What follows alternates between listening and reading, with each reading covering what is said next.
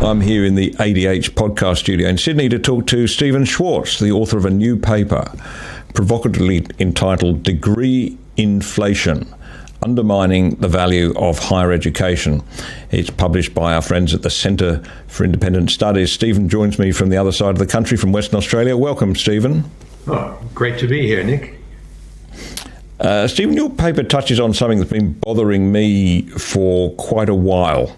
The risk of overexposure to university, both for individual students and the risks for Australia more broadly. You make the comparison in your paper that it's a bit like sunlight. You know, just because something is good doesn't mean that more is better. And sunlight's essential for the body to produce vitamin D, but excessive exposure, of course, leads to skin damage and cancer. That's basically your thesis, isn't it? There's nothing wrong with higher education. It's a good thing in theory, but we're just spending too much time in that zone right now. Yes, basically, I should agree with you and start from the very beginning. My premise is that higher education is a good thing.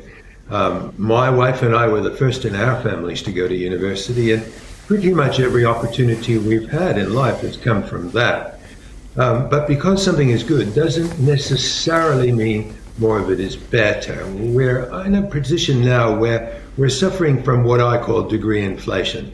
And it's a similar effect to monetary inflation. The more dollars you print, the less each one is worth. Well, the same thing happens to be true of degrees. The more degrees you print, the less they're worth.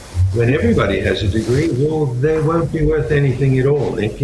We're already beginning to see that. One degree is not enough for a job. We now need to have a master's degree.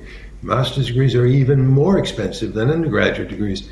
A lot of money is being allocated here, and whether it's being allocated wisely is debatable.